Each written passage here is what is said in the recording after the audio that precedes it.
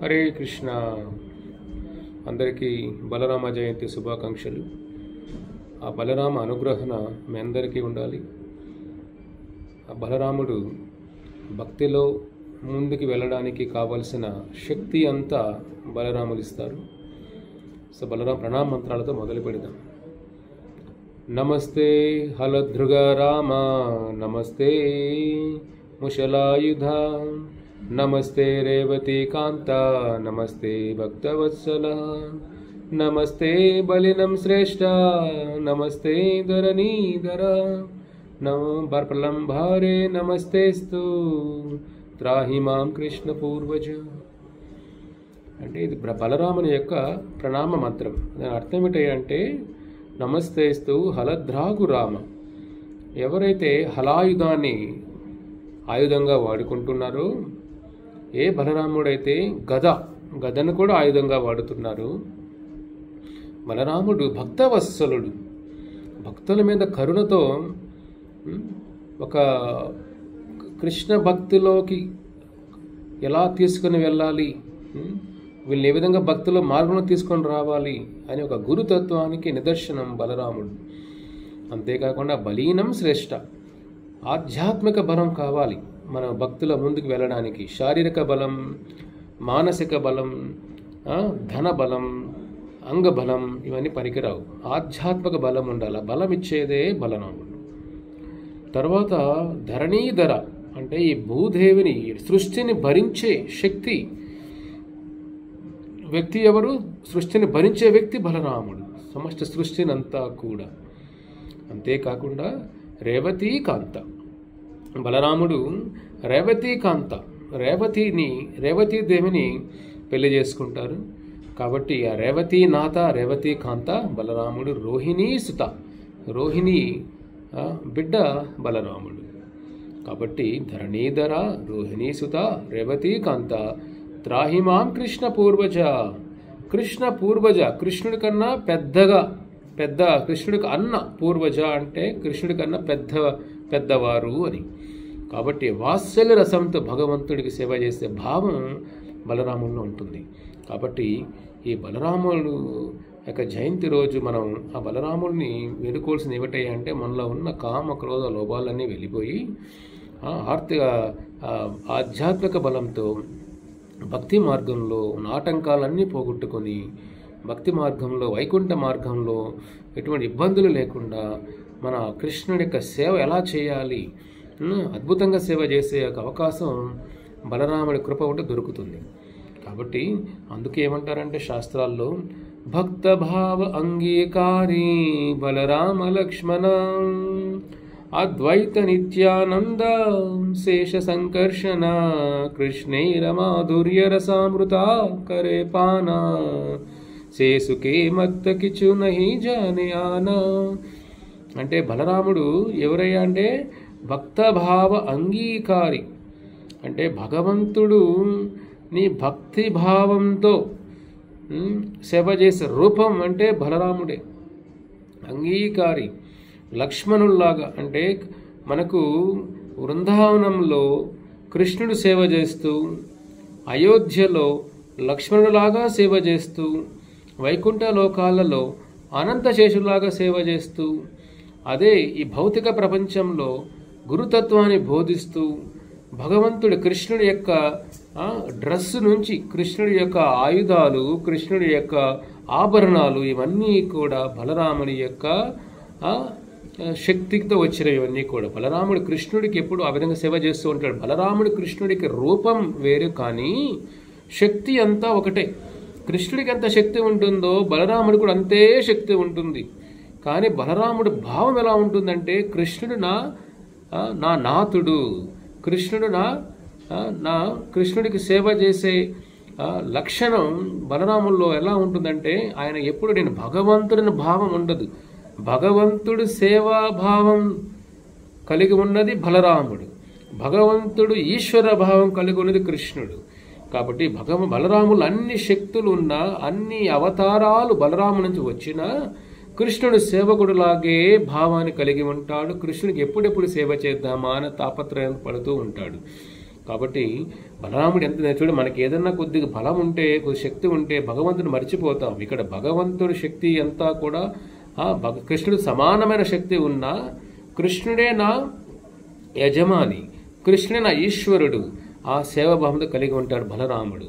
కాబట్టి మనకు బలరాముడు ఏ విధంగా అంటే వైకుంఠ లోకాలు అంటే బలరామ తత్వం, కృష్ణుడి నుంచి మొదటి వచ్చిన రూపం బలరామ తత్వం. ఆ బలరాము నుంచి వచ్చిందే చతుర్వ్యూహం అంటాం. చతుర్వ్యూహం అంటే ఏమిటి? చతుర్వ్యూహం అంటే వాసుదేవ, సంకర్షణ, ప్రద్యుమ్న, అనిరుద్ధ, ఒక 4 రూపాలు బలరాము నుంచి వస్తాయి. వాళ్ళే రామ, లక్ష్మణ, భరత, శత్రుఘ్న. కాబట్టి ఆ తత్వానికంతా మూలం బలరాముడు. ఆ సంకర్షణ నుంచి వచ్చింది ఎవరయ్యా అంటే నారాయణుడు. ఆ నారాయణ నుంచి మళ్ళీ వస్తుంది ద్విచతుర్వ్యూహం, రెండో చతుర్వ్యూహం వస్తుంది. అదే మళ్ళీ వాసుదేవ, సంకర్షణ, ప్రద్యుమ్న, అనిరుద్ధ. కాబట్టి ఆ రెండో సంకర్షణ నుంచి వచ్చిందే మహావిష్ణువు. ఆయన నుంచి గర్భోదక విష్ణువు, క్షీరోదక విష్ణువు. ఈ విధంగా పురుష అవతారాలు, తర్వాత చాలా లీల అవతారాలు, ఆ వైకుంఠ లోకాలు, ఇవన్నీ కూడా బలరాము నుంచి వచ్చినదే. అంతేకాకుండా బలరాముడు మన కృష్ణుడికి వృందావన సేవ చేస్తూ ఆయన రూపంలో సేవ చేస్తూ ఉంటాడు. అంతేకాకుండా వైకుంఠ లోకాలు అనంతశేషుల్లాగా స్వామికి పడుకోవడానికి చూడండి, అనంతశేషుడు ఎప్పుడూ కీర్తన చేస్తూ ఉంటాడు, స్వామి లీలలు గుణాలని కీర్తిస్తూ ఉంటాడు, అనంతశేషులాగా సేవ చేస్తూ ఉంటాడు బలరాముడు. అదే బలరాముడు వృందావనంలో కూడా ఒక మంజరి, ఒక గోపీలాగా రూపాన్ని తీసుకుంటాడు. ఆమె పేరే అనంగమంజరి. అనంగమంజరి అనే రూపాన్ని బలరాముడు గోపి అవుతాడు కృష్ణుడికి సేవ చేయాలి అని. ఆ రూపమే అనంగమంజరి. అది రాధారాణి దగ్గర అనంగమంజరి రూపంలో రాధారాణికి సేవ చేస్తూ కృష్ణుడికి సేవ చేస్తూ ఉంటాడు బలరాముడు. ఒక గోపీ భావంలో కూడా ఉంటాడు.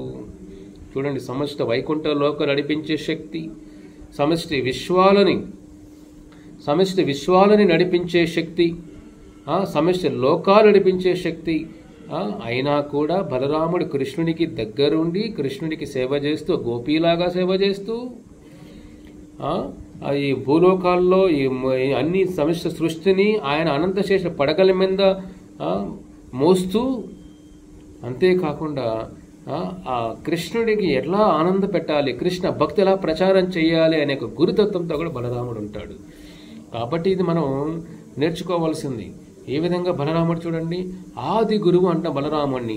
ఎలాగంటే చెప్తారు శాస్త్రాల్లో, ముందుకు ఉపనిషత్తులు చెప్తారు. ఏమిటయ్యా అంటే ఇది నాయం ఆత్మ బలహీనేన లభ్య అంటే ఏమిటి?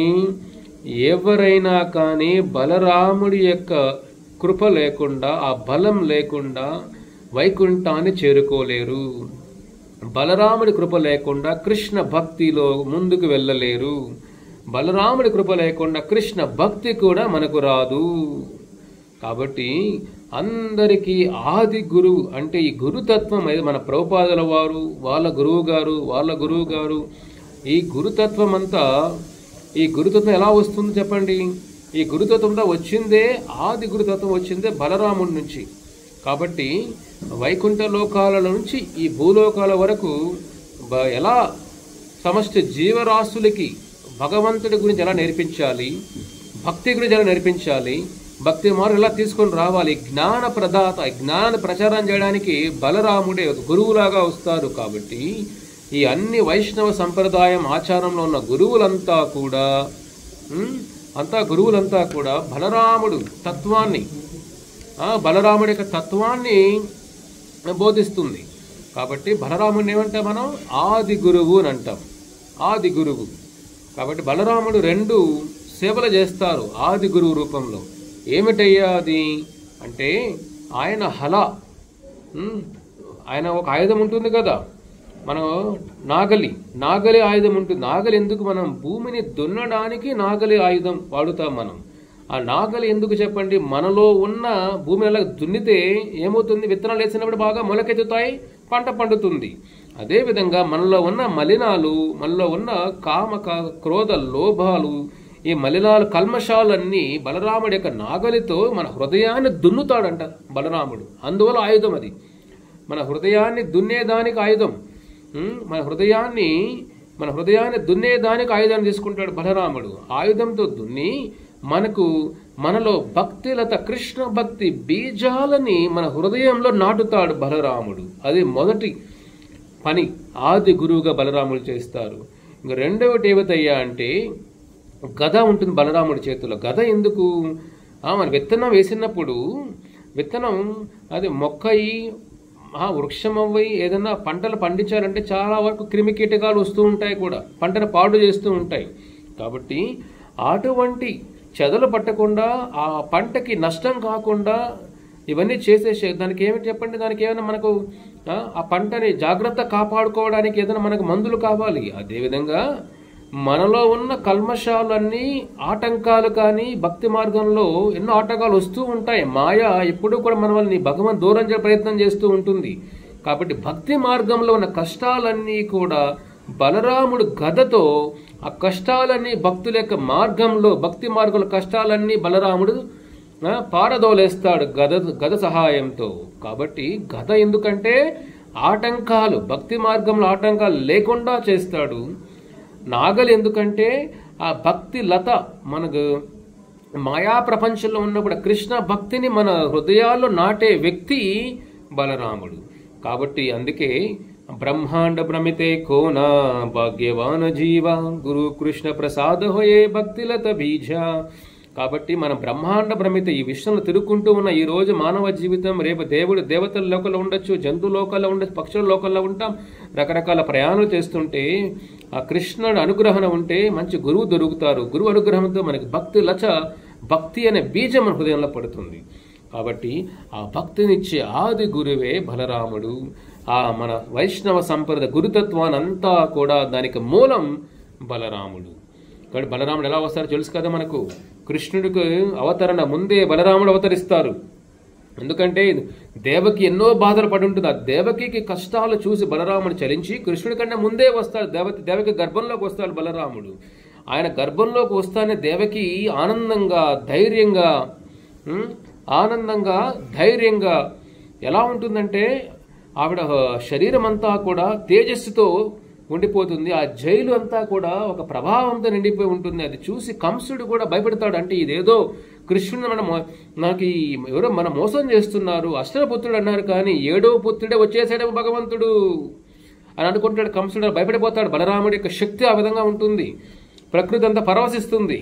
అది చూసి కృష్ణుడు ఏమని చెప్తారంటే యోగమాయకి చెప్పి బలరాముడిని దేవకీ గర్భం నుంచి రోహిణీ గర్భంలోకి పంపించేస్తారు యోగమాయ శక్తితో. కాబట్టి అప్పుడు చూడండి దేవకి గర్భం నుంచి రోహిణీ గర్భంలోకి వెళ్తాడు. అందుకే ఆయన పేరు ఏమిటయ్యా అంటే శంకర్షణ. అంటే గర్భాన్ని ఆకర్షించే శక్తి ఉన్నవాడు, ఆకర్షణ శక్తి ఉన్నవాడు శంకర్షణ అంటే దేవకి గర్భం నుంచి రోహిణీ గర్భంలో. కాబట్టి ఎక్కడైనా ఎవరైనా ఒక తల్లి గర్భంలో పుడతారు. ఇక్కడ చూడండి బలరాముడు దేవకి గర్భంలో పుట్టి రోహిణీదేవి ఎవరు? వసుదేవుడి యొక్క భార్య రోహిణీదేవి. నంద మహారాజు యొక్క రక్షణలో వృందావనంలో ఉంటుంది ఆ తల్లి. కాబట్టి బలరాముడు రోహిణీ గర్భంలోకి వెళ్తాడు. ఆ విధంగా రోహిణీ సుత అవుతాడు. రోహిణి బిడ్డలాగా పుడతాడు. నంద మహారాజు అద్భుతంగా ప్రేమగా చూసుకుంటాడు బలరాముడిని కూడా. ఆ విధంగా బలరాముడు రోహిణీ సుత అవుతాడు. ఎందుకు బలరామ నామకరణం చేసినప్పుడు గర్గముని చూసి గర్గముని తెలుసు ఈయన సామాన్య వ్యక్తి కాదు, సాక్షాత్ శ్రీకృష్ణుడి యొక్క రూపమే బలరాముడు, అంశ బలరాముడు. కాబట్టి బలం అంటే ఏమిటి? ఆధ్యాత్మిక బలం. వైకుంఠంకి వెళ్ళడానికి బలం కావాలి కదా. మనం ఏదైనా ఒక బరువులు ఎత్తాలి, లేదంటే మనం కొన్ని పనులు చేయాలి, మనకు శక్తి ఉండాలి. శక్తి ఉంటే పనులు చేయగలుగుతాం. కాబట్టి వైకుంఠం వెళ్ళాలంటే దానికి ఆధ్యాత్మిక శక్తి కావాలి. ఆధ్యాత్మ శక్తి ఉంటేనే వైకుంఠం చేరుకోగలుగుతాం. అంతే కదా, మనం ఒక ఊరు నుంచి ఒక ఊరు వెళ్ళాలంటే ఒక కారు కావాలి, ఒక ఫ్లైట్లో వెళ్ళాలి, దానికి మన ఇంధనం కావాలి కదా. ఒక పెట్రోలో డీజిలో ఏదో ఆయిల్ ఉండాలి కదా, శక్తి కావాలి, అప్పుడు కారు నడుస్తుంది. అదేవిధంగా మనం వైకుంఠం చేరుకోవడానికి కావలసిన శక్తి అంతా కూడా బలరాముడు ఇస్తాడు. బల అంటే ఆ శక్తి. రామ అంటే ఆధ్యాత్మిక ఆనందం, బ్రహ్మానందం, పరమానందం, కృష్ణానందం. భగవంతుడితో ఉంటే మనకు వచ్చేది ఏమిటి? ఆధ్యాత్మిక ఆనందం. ఆనందాన్ని ఇచ్చేదే బలరాముడు. కృష్ణుడికి ఎలా సేవ చేయాలి, కృష్ణ భగవద్గీత ఎలా మనం ప్రచారం చేయాలి, భక్తులు ఎలా మనం ముందుకు వెళ్ళాలి, కృష్ణుల్లో మనం ఏ విధంగా ఆయన ప్రేమ పెంచుకోవాలి, ఆయన ట్రైనింగ్ అంతా మనకిచ్చేది బలరాముడే గురుతత్వం ద్వారా. కాబట్టి అటువంటి బలరాముడు గర్గమునికి బలరామ అని పేరు పెడతారు ఆయనకి. చూడండి, ఈ విధంగా దేవకి గర్భం నుంచి రోహిణి గర్భంలోకి బలరాముడు అడుగు పెడతాడు.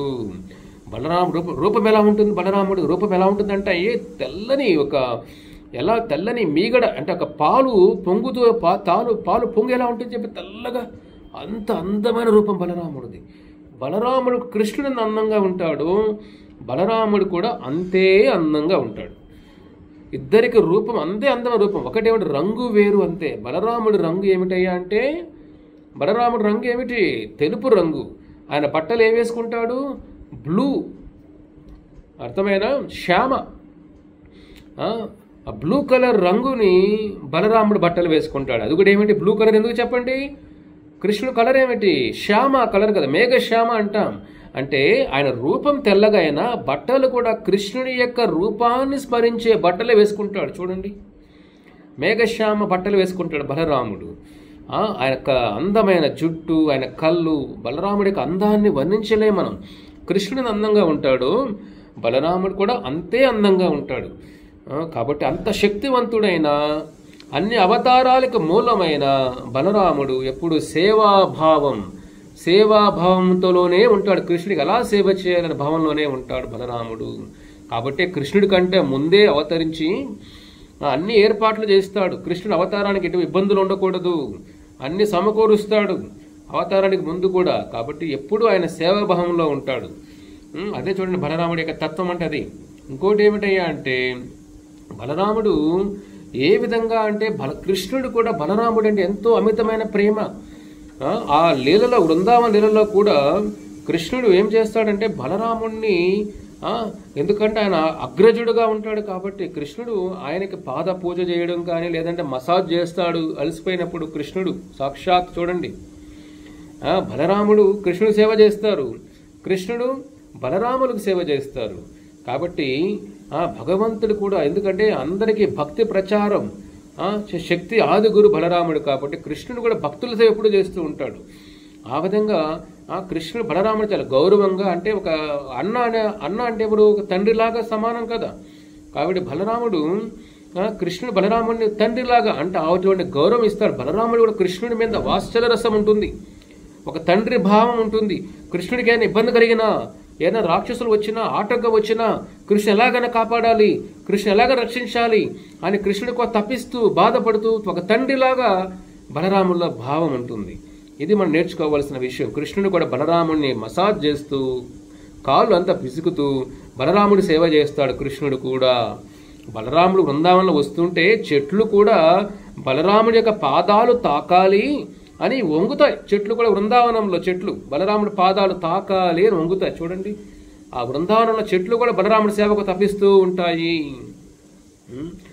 ఒక్కొక్కసారి ఏమవుతుందంటే కౌరవులు, అదొక లీల ఉంది. సాంబా ఏమవుతుందంటే లక్ష్మణ ఎవరంటే దుర్యోధను యొక్క కూతురు లక్ష్మణ. సాంబా కృష్ణుడి కొడుకు. ఆ దుర్యోధన కూతురుని కృష్ణుడి కొడుకు తీసుకొని వెళ్తాడు పెళ్లి చేసుకోవాలని. అప్పుడు కౌరవులందరూ కూడా వీళ్ళని ఎలాగైనా కృష్ణుడి మీద కోపంతో యుద్ధం చేయాలి, ఎలా శిక్షించాలి అనే తాపత్రయంతో ఉండి ఆ సాంబాని కృష్ణుడి కొడుకుని తీసుకెళ్ళిపోతారు, కిడ్నాప్ చేస్తారు.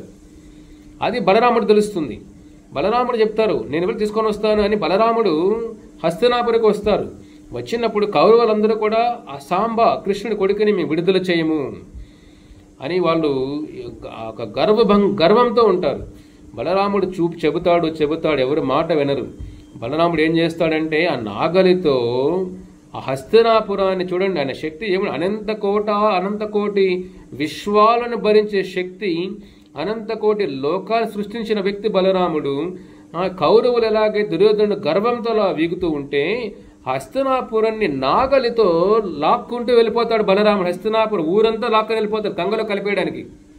చూడండి, ఒక ఊరినంతా లాగేస్తాడు, గంగలో కలపాలి హస్తినాపురాన్ని. అది చూసి కౌరవుల్లో భయం అయిపోతుంది. ఎక్కడ మనం హస్తినాపురం మన గంగలో కలిసిపోతుందని భయపడి బలరాముడు పాదాలను పడి క్షమించయ్యా, తప్పు చేస్తాం, క్షమించిన వేడుకొని బలరాముడు. ఎప్పుడైనా మనం తప్పు చేసినప్పుడు బలరాముడు క్షమాగుణం చాలా ఎక్కువగా ఉంటుంది. ఆ గుణాన్ని మనం వర్ణించలేం. కాబట్టి ఆ జీవుల దయతోనే ఆయన గురువులాగా వస్తారు. కాబట్టి కరువును కూడా క్షమించి వేస్తాడు. కాబట్టి ఇది మనం నేర్చుకోవాల్సింది. మళ్ళీ బలరాముడు ఇటువంటి రైవత అని ఒక రాజు ఉండేవాడు.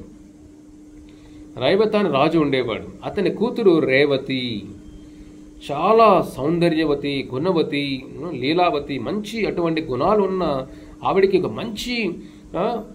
మంచి గుణాలు ఉన్న క్షత్రుని పెళ్లి చేయాలి, రాజు నుంచి పెళ్లి చేయాలి, వ్యక్తిని పెళ్లి చేయాలన్న తండ్రి రైవత వాళ్ళ అమ్మాయిని తీసుకొని, చాలా శక్తివంతుల రాజు అతను, బ్రహ్మలోకం వెళ్తాడు. బ్రహ్మలోకం వెళ్ళి బ్రహ్మని వేడుకుంటాడు, నాకు నా కూతురికి ఒక తగిన భర్త దొరకట్లేదు, నాకు మీరు సహాయం చేయాలి అని వేడుకుంటాడు.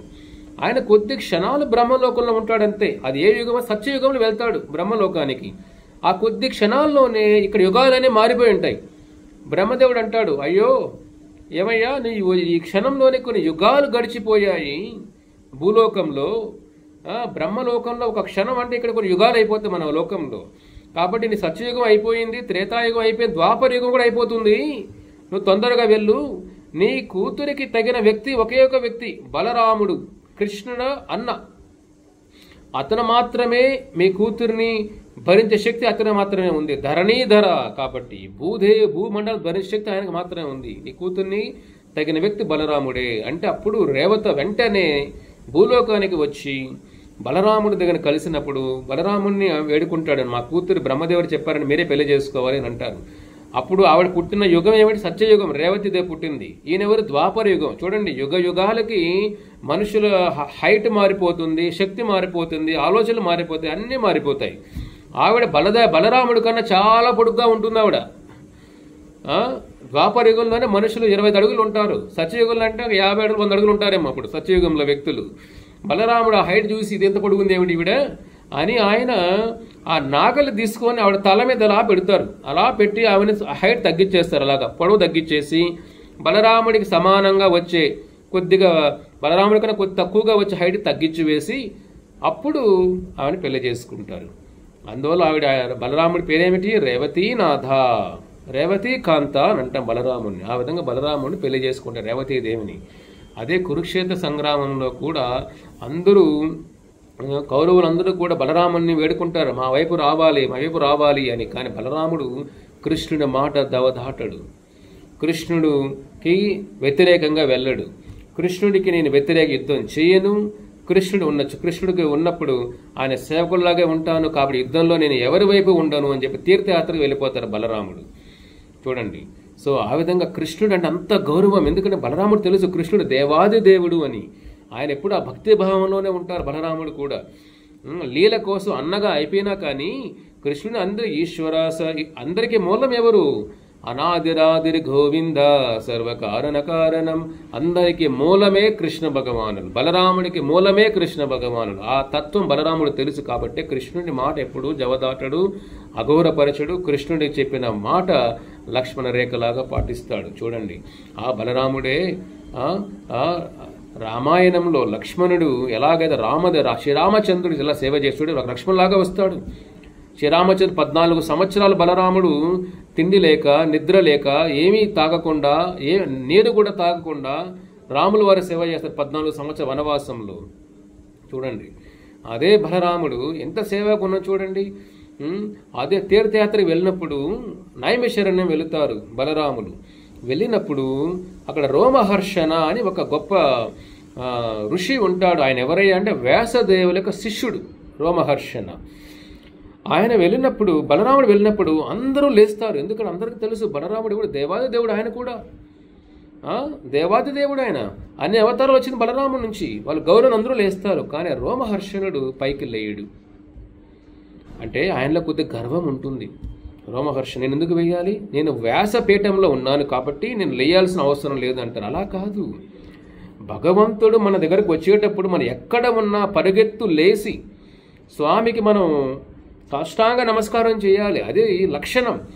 భగవంతుడు ముందర మనం కూర్చోకూడదు. స్వామి మన దగ్గరకు వస్తుంటే ఈ రోమహర్షణ ఆ సంస్కారం లేకుండా పోయినప్పుడు అలాగే గర్వంగా కూర్చుంటే బలరాముడికి అర్థమవుతుంది, ఓ నువ్వు గర్వంతో ఉన్నావా అని. చిన్న గడ్డి పూజ అలా తీసుకుంటారు. ఆయన తీసుకొని వెళ్ళి రోమహర్షిని గడ్డి పూజతో అలా అంటారు, అంతే.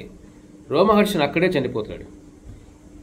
చూడండి అక్కడే చనిపోతాడు. ఎందుకంటే ఒక జ్ఞానం ఇచ్చే స్థానంలో ఉన్న వాళ్ళకి గర్వం ఉండకూడదు, కరుణ ఉండాలి, దయ ఉండాలి, సేవాభావం ఉండాలి.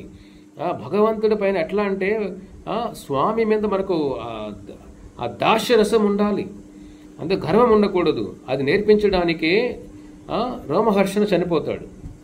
రోమహర్షణ కొడుకు ఉంటాడు సూత గోస్వామి. ఆ సూత గోస్వామిని ఆ వ్యాసపీఠలో కూర్చొని పెడతాడు బలరాముడు. కూర్చోబెట్టి ఆ విధంగా సూత గోస్వామి ద్వారా మనకు వచ్చిందే శ్రీమద్ భాగవత పురాణం. సుఖదేవ గోస్వామి పరీక్షలు చెబుతారు, ఆ అసెంబ్లీలో ఉన్నది సూత గోస్వామి. బలరాముడు సూత గోస్వామిని గురువులాగా ప్రతిష్టాపన చేసి ఇప్పుడు ఆయన ద్వారా మళ్ళీ భాగవతం వస్తుంది. చూడండి, ఒక దైవ ప్రచారం, భగవద్గీత ప్రచారం, భాగవత ప్రచారం చేయాలంటే మనలో గర్వం ఉండకూడదు, హృదయం శుద్ధిగా ఉండాలి, భగవంతుడి పైన భక్తి భావం ఉండాలి. ఆ భక్తి భావంతో ధన ప్రచారం చేయాలి, గీతా ప్రచారం చేయాలి. కానీ మన జ్ఞానం ఉంది కదా అని ప్రచారం చేయకూడదు. కాబట్టి ఇది మనం నేర్చుకోవాల్సిన ఇంపార్టెంట్. అంటే మనం జ్ఞానంతో సరిపోదు, బలరాముడి కృప ఉండాలి, బలరాముడి దయ ఉండాలి.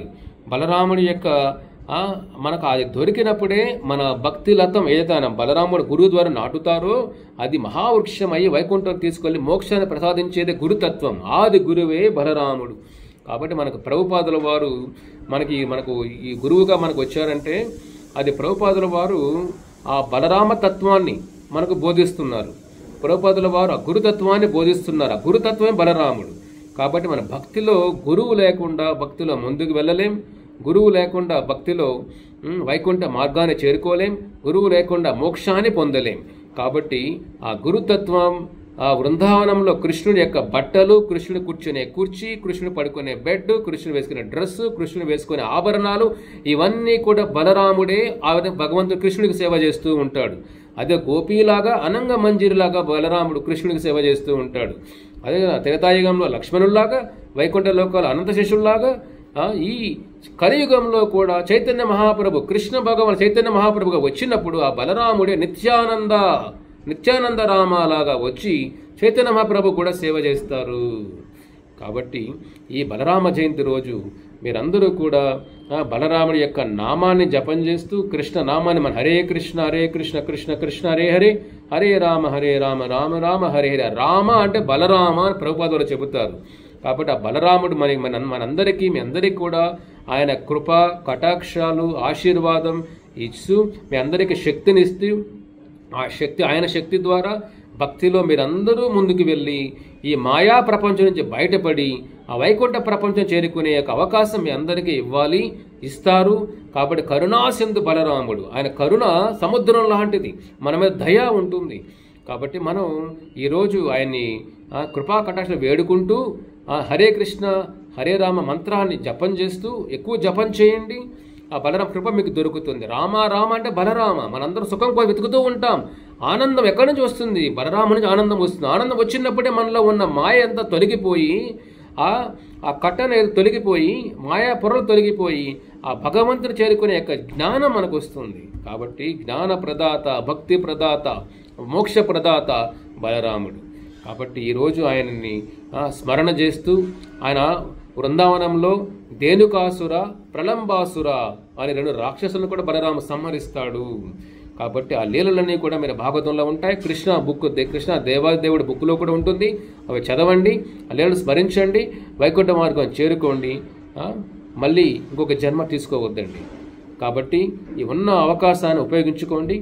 ఎక్కువ హరే కృష్ణ మంత్రం జపం చేయండి, భగవద్గీత ఎక్కువ చదవండి, భాగవతం చదవండి, బలరాముల లీలన్నీ స్మరణ చేసుకోండి. ఆ బలరామ అనుగ్రహం మనకు ప్రభుపాద మనకు దొరుకుతుంది. కాబట్టి మీ అందరికీ బలరామ ఆశీర్వాదం ఉండాలి. హరే కృష్ణ.